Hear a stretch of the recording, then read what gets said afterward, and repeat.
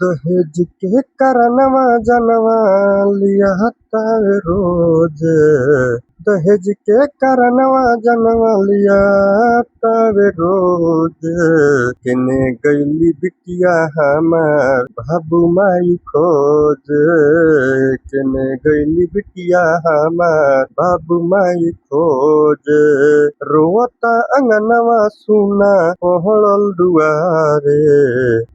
कैसन जमाना बा बेटी जरली चितकारे। कैसन जमाना बा बेटी जरे चितकारे। मंगलस मोटरिया सोनान औरी नगदिया। गरीब बाबू के टूट गइल कमरिया। गरीब बाबू के टूट गइल कमरिया। हंसत गइल बिटिया सहजी के डोलिया। हंसत गइल बिटिया सहजी के डोलिया। फिर काहे बन गइल दुखिया के कहानिया। फिर काहे बन गइल दुखिया के कहानिया। रात भर माई के अखिया नाही सोवे।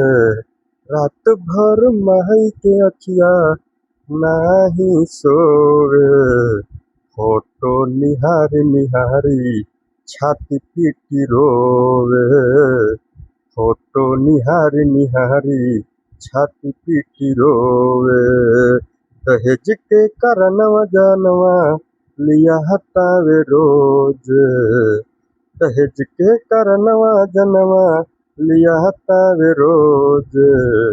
केने गईली बिटिया हमार बाबू माई खोज। केने गईली बिटिया हमार बाबू माई खोज। कबले बिकाई बेटी रुपया के तौली। कबले समाज ई चुप्पी में डोली। कबले समाज ई चुप्पी में डोली। कबले बिकाई बेटी रुपया के तौली। कबले समाज ई चुप्पी में डोली। नाही चाही मोटरिया नाही चाही धनवा। ना चाही मोटरिया नहीं चाही धनवा। प्यार से बसा द बेटिया के जीवनवा। प्यार से बसा दहो बिटिया के जीवनवा। जागो ये समाज अब टूटे रिवाज। जागो ये समाज अब टूटे रिवाज। बेटी बचाओ अब बदलो अंदाज। बेटी बचाओ अब बदलो अंदाज। दहेज के अगिया घरे घरे सोज। दहेज के अगिया घरे घरे सोज। केने गईली बिटिया हमार बाबू माई खोज। केने गईली बिटिया हमार बाबू माई खोज। दहेज के कारणवा जनवा लिया हतावे रोज।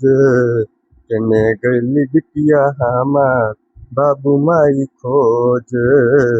केने गईली बिटिया हमार बाबू माई खोज।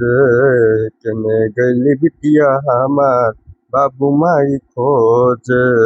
जय हिंद दोस्तों। तो ये गीत आप लोग को तो पता चल ही गया होगा किस पर आधारित है। तो ये गीत सोच समझकर और जैसे कि बेटिया को जिंदा जलाया जा रहा है, जिंदा दफनाया जा रहा है और आरोप कहीं और कुछ लग रहा है, तो इस पर समाज मेरा ध्यान दे और आगे ही समाज उठकर न्याय खुद करे। सब प्रशासन ही नहीं करेगा, आपको भी कुछ समाज के आगे करना पड़ेगा। इसलिए समाज एकता कीजिए और इस पर विचार कीजिए। हमारी बातों से आपको बुरा लगा होगा तो क्षमा चाहता हूँ, बुरा लगा होगा उसे क्षमा, और बाकी आप खुद समझ सकते हैं।